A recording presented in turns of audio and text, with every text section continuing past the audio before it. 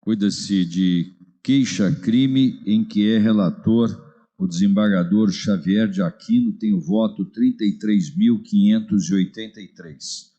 Pedem a sustentação oral os doutores Mário de Oliveira Filho, pelo querelante, doutor José Nabuco Galvão de Barros Filho, pelo querelado. Convido a ambos os causídicos que ocupem a tribuna da defesa. Senhor presidente, o senhor me permitiria, eu não participo mais de nenhum julgamento? Fique à vontade, desembargador. Seria uma honra tê-lo conosco toda a tarde, mas sei dos seus afazeres. Muito obrigado. Muito obrigado. Boa tarde a todos. Muito boa tarde, doutor Mário e doutor Zé Nabuco. Passo a palavra ao patrono do querelante, doutor Mário de Oliveira Filho, pelo prazo regimental. Já dispensado o relatório. Excelentíssimo senhor desembargador presidente deste colendo tribunal, excelentíssimo senhor desembargador decano desta casa, eminente Xavier de Aquino, meu querido companheiro de Mackenzie, dos velhos tempos da década de 70, foi meu veterano. Fico feliz em reencontrá-lo nessa sessão de julgamento. Excelentíssimo senhor procurador José Vicente de Pinheiro, também as minhas homenagens. Eu quero saudar aos advogados da valorosa Comissão de Direitos e Prerrogativas da OAB de São Paulo, aqui presentes, interessados na decisão desse julgamento. Senhores desembargadores, há uma queixa-crime contra o Procurador de Justiça da comarca de Bauru por ofensa gratuita, impetuosa, contra um jovem advogado com menos de 2 anos de inscrição na Ordem dos Advogados e fazia uma defesa dativa num caso de Maria da Penha. A ilustre e combativa defesa, um colega aqui ao lado, arguiu na sua resposta algumas preliminares. Justiça gratuita que foi concedida e o querelado se rebela contra isso, argumentando que o advogado tem parentes advogados, então que ele não teria a falsa hipossuficiência financeira, uma argumentação que não se adequa à realidade dos fatos. Demais, aponta que o jovem advogado teria 70 processos em nome dele. Na verdade, ele trabalhava, logo que ele se formou, ele começou a trabalhar no escritório de advocacia Outeiro Pinto Advogados Associados. Lá permaneceu por 6 meses. Os processos que apontam no seu currículo de advogado não são dele, são do escritório. Portanto, mais uma situação que não deve ser levada em consideração para se derrubar a concessão da justiça gratuita. Por fim, a eminente defesa fala nos direitos do querelado de conciliação, transação penal, suspensão condicional do processo e aplicação da NPP. O parecer do Ministério Público, judicioso parecer elaborado pelo eminente subprocurador-geral da República, da Justiça, Dr. Wallace Paiva Martins de Júnior, ele afasta com grande propriedade todas as preliminares arguídas, lembrando que há uma pequena confusão entre ação penal pública incondicionada e ação penal privada, cabendo, nos casos de ação penal privada, ao oferecimento desses benefícios ao querelante. E o querelante, desde o início, por escrito, consignou em petição que não aceitava nenhum tipo de transação, absolutamente nada, e muito menos indenização. Ele quer a questão criminal que seja apurada. Senhores desembargadores, eu também faço questão de consignar a minha homenagem, o meu respeito aos eminentes desembargadores desse colendo órgão especial da nossa magistratura do Estado de São Paulo, pelo acolhimento e respeito à advocacia que nós exercemos no mundo público e em gabinete privado, em atender a todos os advogados com toda delicadeza, com todo respeito, que é o que está faltando hoje nas relações humanas e principalmente nas nossas relações dentro da justiça. Eu quero faço questão de consignar. Eu sou um velho advogado com 45 anos de inscrição na ordem, 72 de idade.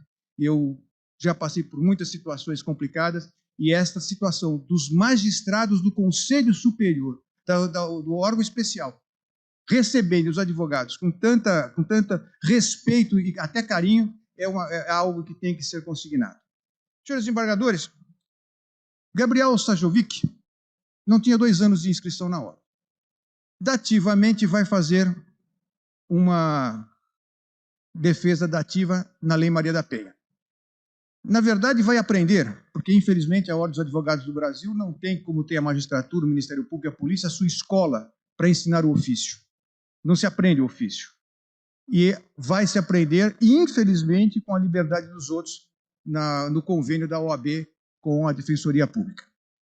Em meio à audiência, a magistrada passa a palavra ao Ministério Público para suas reperguntas, as perguntas ao interrogado. E o interrogado, numa das respostas, ou no final da resposta da magistrada, fala a minha esposa. Quando ele fala a minha esposa, o promotor de justiça, se os senhores verem o vídeo, dedo em riste para cima, colérico.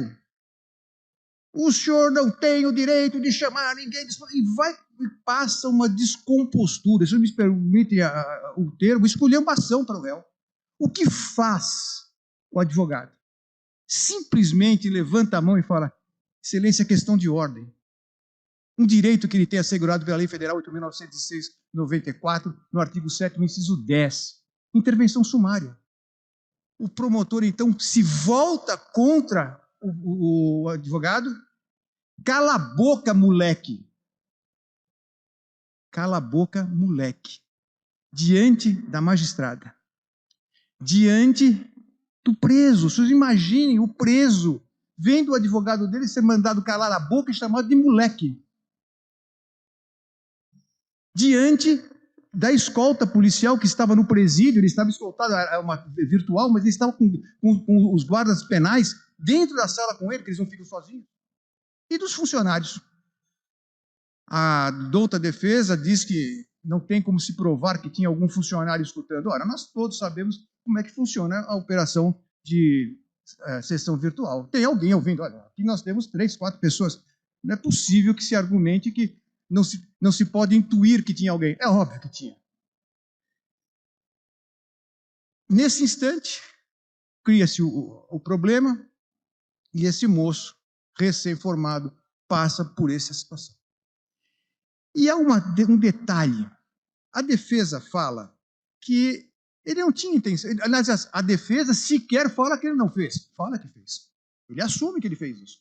Mas não foi com a intenção de ofender. Eu queria saber se algum de nós aqui fosse, nesse momento, ofendido de moleque, se ia entender que era um termo carinhoso, era um termo coloquial, corriqueiro dentro de uma sessão solene do Tribunal de Justiça.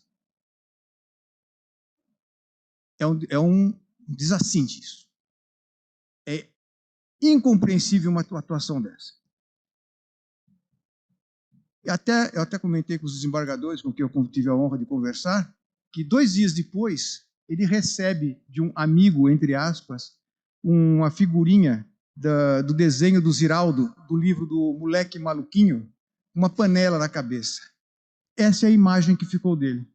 O moleque com uma panela na cabeça. Cidade do interior, rastilho de pólvora. Essa é a visão profissional, a dignidade profissional de um advogado atuando dentro de uma sala virtual, mas uma sala de uma sessão solene de uma audiência criminal. Cala a boca, moleque. Essa defesa dos interesses, eu também sou pro bono, porque eu me senti na obrigação de fazer a defesa da honra de ser advogado, já presidi a Comissão de Direitos e Prerrogativas da OAB de São Paulo, sei como é difícil a vida do advogado, a diferença do lado da mesa é muito grande para nós, é muito grande. Eu fico imaginando, se naquele momento em que o promotor de justiça começa a passar a descompostura ao acusado, que não era o momento, podia até fazer isso nas alegações finais, mas não na hora de fazer pergunta. Fazer pergunta é fazer pergunta. Se o advogado tivesse esse comportamento, ao contrário de falar excelência, questão de ordem, não falou com ele, falou com o magistrado, ele falasse, cala a boca, moleque, ia sair preso e provavelmente tomaria um tapa na orelha de um policial militar. Com certeza isso ia acontecer. E qualquer um de nós aqui reagiria dessa maneira, não ia aceitar. Inclusive a douta defesa do meu nobre colega fala que não havia intenção, que dentre os sinônimos de moleque, canalha, sem senso, enfim, também é menino. Alguém quer ser chamado de menino dentro de uma audiência solene da esfera criminal, diante do seu assistido, diante das autoridades presentes? Falar que isso não é ofensa? E depois se invoca também a inviolabilidade do Ministério Público. A inviolabilidade não é salvo-conduto para atacar a alma de alguém. O fato em si, senhores desembargadores, foi muito rápido, alguns poucos segundos. E as consequências? E as consequências? Elas se protraem no tempo. Está marcado o moleque da audiência da vara tal da Lei Maria da Penha. Essa é a que fica. Qual o sentimento? Que não fica marca na pele, não fica marca no rosto, de levar uma ofensa dessa e não poder reagir. Qual a solução que ele tinha? Procurar a justiça. Ah, mas o promotor ligou para ele para pedir desculpa. Ora, peça desculpa à magistrada, em ofício, peça desculpa em carta ao preso que estava lá, peça desculpa pelo seu comportamento inconveniente, sendo muito bonzinho, aos policiais, os guardas penais, aos funcionários do fórum. Não liga. Olha, aqui, secretamente entre mim e você, me desculpe, viu? Eu não queria fazer isso. Essa é a interpretação. E hoje o que se busca, senhores desembargadores, nós não estamos falando sobre responsabilidade penal nesse momento, culpado ou inocente, nós estamos falando agora na existência de indícios de autoria e prova da materialidade, que está evidente. O indício de autoria, nem ele disse que não fez. Invoca uma excludente, que deve ser discutida no âmbito da instrução criminal. E a prova da materialidade está gravado pelas câmeras oficiais do Tribunal de Justiça de São Paulo. Portanto, indício de autoria, prova da materialidade, recebimento da queixa-crime, e vamos discutir na instrução criminal se ele tinha intenção ou não tinha intenção. Eu lembro que eu fui o último aluno da turma que o professor Edgar de Magalhães Noronha ministrou no Mackenzie, o doutor Xavier de Aquino provavelmente também foi aluno dele, e ele falava entre crime doloso e crime culposo, ele falava, Mário, só a cabeça do réu é que sabe qual foi a intenção.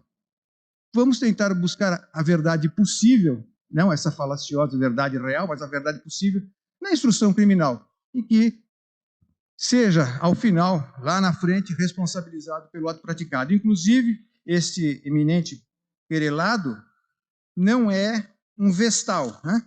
Ele já esteve envolvido no processo 215.1992, deste colendo órgão, traço 42, 2021, 826, 000, processado por vulneração ao artigo 325, parágrafo 1º, e 297, ambos do Código Penal. Ele, inclusive, foi obrigado a pagar 10 salários mínimos, depois foi alcançado pela prescrição. Ou seja, há um nível de comportamento que deve ser apurado lá na frente. Agora aqui, indício de autoria e prova da materialidade, o pedido da defesa do querelante é no sentido do recebimento da queixa, e vamos discutir o mérito no processo. Muito obrigado, excelência. Muito obrigado, doutor Mário. Passo a palavra ao doutor José Nabuco.